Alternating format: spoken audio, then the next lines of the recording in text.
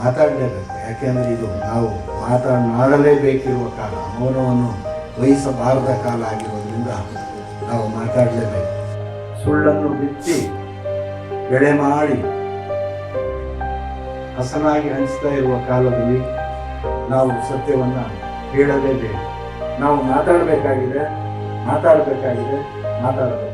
ಆಶಯ ನುಡಿಯನ್ನು ಮಾತಾಡಬೇಕು. 2 ನಿಮಿಷ ಮಾತಾಡಲೇಬೇಕು. ಯಾಕೆಂದರೆ ಇದು ನಾವು ಮಾತನಾಡಲೇಬೇಕಿರುವ ಕಾಲ, ಮೌನವನ್ನು ವಹಿಸಬಾರದ ಕಾಲ ಆಗಿರೋದ್ರಿಂದ ನಾವು ಮಾತಾಡಲೇಬೇಕು.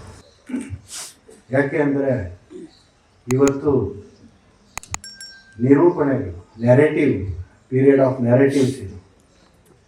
ನೀವು ಹೆಂಗೆ ನೆರೆಟಿವ್ಗಳನ್ನು ಕಟ್ತೀರೋ ಹಾಗೆ ಆ ನೆರೆಟಿವ್ಗಳನ್ನು ಬೆನ್ನು ಬಿದ್ದು ಜನ ಅದನ್ನು ನಂಬಿಕೊಂಡು ಅವರ ಜಗತ್ತನ್ನಾಗಿ ರೂಪಾಂತರಿಸ್ತಿರುವಂಥ ಕಾಲದಲ್ಲಿ ನಾವು ಸತ್ಯವನ್ನು ಮಾತಾಡಲೇಬೇಕು, ಹೇಳಲೇಬೇಕಾದ ಕಾಲ.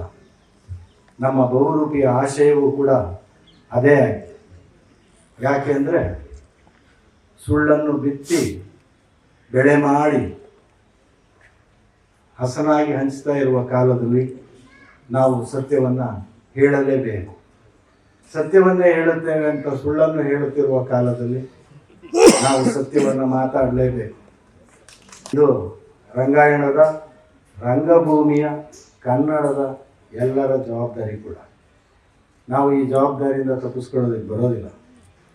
ಬಿಡುಗಡೆ ಎನ್ನುವ ಆಶಯ ಸಾಮಾಜಿಕ ನ್ಯಾಯ, ಚಳುವಳಿಗಳು ಮತ್ತು ರಂಗಭೂಮಿ ಈ ಮೂರನ್ನು ಮುಖ್ಯವಾಗಿಟ್ಟುಕೊಂಡು ಈ ಆಶಯದಲ್ಲಿ ನಾವು ಈ ವರ್ಷದ ಇಡೀ ಬಹುರೂಪಿಯನ್ನು ರೂಪಿಸ್ತಾ ಇದ್ದೇವೆ. ಈ ಬಹುರೂಪಿಯ ಬಹಳ ಮುಖ್ಯವಾದ ಈ ಬಿಡುಗಡೆಯ ಆಶಯದ ಹಿಂದೆ ಹಲವು ಸ್ಮೃತಿಗಳಿದ್ದಾವೆ. ಇಡೀ ಜಗತ್ತೇ, ಇಡೀ ಲೋಕವೇ, ಇಡೀ ಕಾಲವೇ ವಿಸ್ಮೃತಿಗೆ ಸರಿತಾ ಇರುವಂಥ ಕಾಲದಲ್ಲಿ ನಮ್ಮ ಸುತ್ತ ಇರುವ ಸಮುದಾಯವನ್ನು, ಜನವನ್ನು ಜಿಗುಟಿ ಎಚ್ಚರಿಸಬೇಕಾದಂಥ ಜವಾಬ್ದಾರಿ ರಂಗಭೂಮಿ ಮೇಲಿದೆ. ಹಾಗಾಗಿ ಭಾರತದಾದ್ಯಂತ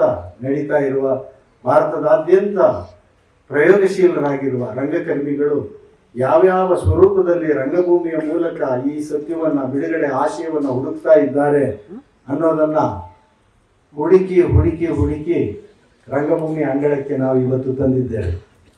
ಅದು ಕನ್ನಡ ಸೇರಿದಂತೆ ತೆಲುಗು, ತಮಿಳು, ಹಿಂದಿ, ಮಲಯಾಳಂ ಮತ್ತು ಮಲ್ಟಿಲಿಂಗ್ವಲ್ ಇಂಗ್ಲೀಷ್ ಈ ಎಲ್ಲ ಭಾಷೆಗಳ ಮೂಲಕ ಭಾರತದಲ್ಲಿ ನಡೀತಾ ಇರುವ ವಿಶಿಷ್ಟ ರಂಗ ಪ್ರಯೋಗಗಳನ್ನು, ಈ ಲಿಬರೇಷನ್ ಆಶಯದಲ್ಲಿ ನಡೀತಾ ಇರುವ ಪ್ರಯತ್ನಗಳನ್ನು ನಾವು ಇಲ್ಲಿ ಅನ್ವೇಷಿಸಲಿಕ್ಕೆ ಈ 6 ದಿನಗಳಲ್ಲಿ ಹೊರಟಿದ್ದೇವೆ. ಈ ಬಿಡುಗಡೆಯ ಆಶಯದಲ್ಲಿ ರಂಗಭೂಮಿಯ ಮೂಲಕ ಮಾತ್ರವಲ್ಲದೆ ರಾಷ್ಟ್ರೀಯ ಚಲನಚಿತ್ರೋತ್ಸವದ ಮೂಲಕವೂ, ರಾಷ್ಟ್ರೀಯ ಚಲನಚಿತ್ರೋತ್ಸವದಲ್ಲಿ ನಾವು ಆಯ್ಕೆ ಮಾಡಿರುವ ಎಲ್ಲ ಚಲನಚಿತ್ರಗಳು ಮತ್ತು ಡಾಕ್ಯುಮೆಂಟರಿ ಫಿಲಿಮ್ಗಳನ್ನು ಕೂಡ ನೀವು ಪ್ರತಿದಿನ ನೋಡಬೇಕು. ಅದು ಕೂಡ ಈ ಆಶಯವನ್ನೇ ಹೊಂದಿದೆ. ಅದರ ಜೊತೆಗೆ ಕಡೆಯ 2 ದಿವಸ 18 ಮತ್ತು 19ನೇ ತಾರೀಕು ನಾವು ರಾಷ್ಟ್ರೀಯ ವಿಚಾರ ಸಂಕಿರಣವೊಂದನ್ನು ಆಯೋಜಿಸಿದ್ದೇವೆ. ಈ ರಾಷ್ಟ್ರೀಯ ವಿಚಾರ ಸಂಕಿರಣದ ಬಹುಮುಖ್ಯ ಆಶಯ ಕೂಡ ಇದೇ ಆಗಿದೆ. ನಾವು ಎಲ್ಲ ಜನ ಸಮುದಾಯವನ್ನು ಈ ಬಿಡುಗಡೆಯ ಹಾದಿಯಲ್ಲಿ ಇದುವರೆಗೆ ಹೋರಾಟ ಮಾಡ್ಕೊಂಡು ಬಂದಂಥವರನ್ನು, ಚಳುವಳಿಗಳಲ್ಲಿ ನಿರತರಾದಂಥವರನ್ನು ಇಲ್ಲಿ ಕರೆದು ನಿಮ್ಮ ಅನುಭವಗಳನ್ನು ಹಂಚಿಕೊಳ್ಳಿ ಅಂತ ಕೇಳ್ಕೊಂಡಿದ್ದೇವೆ. ಹಾಗಾಗಿ ಸಂವಿಧಾನ ಇವತ್ತು ಏನು ನಾವು ಆತಂಕದಲ್ಲಿ ಎದುರಿಸ್ತಾ ಇದ್ದೇವೆ, ಸಂವಿಧಾನವನ್ನು, ಪ್ರಜಾಪ್ರಭುತ್ವವನ್ನು, ಮಾನವೀಯತೆಯನ್ನು ನಾವು ಎಲ್ಲಿ ಹುಡುಕೋಬೇಕಾಗಿದೆ, ಸಾಮಾಜಿಕ ನ್ಯಾಯವನ್ನು ಎಲ್ಲಿ ಹುಡುಕೋಬೇಕಾಗಿದೆ. ಯಾಕೆ ನಾವು ಇನ್ನೂ ಚಳುವಳಿಗಳನ್ನ ಸಾವಿರಾರು ವರ್ಷಗಳಾದರೂ ಮತ್ತೆ ಚಳುವಳಿಗಳನ್ನೇ ಬದುಕ್ತಾ ಇದ್ದೇವೆ. ಇವೆಲ್ಲವನ್ನು ನಾವು ಈ ಬಹುರೂಪಿಯ ಒಟ್ಟು ಸಂದರ್ಭದಲ್ಲಿ ನಮ್ಮ ಮುಖ್ಯ ಭೂಮಿಕೆಯಾಗಿ ಇಟ್ಟುಕೊಂಡು ನಾವು ಮಾತಾಡಬೇಕಾಗಿದೆ.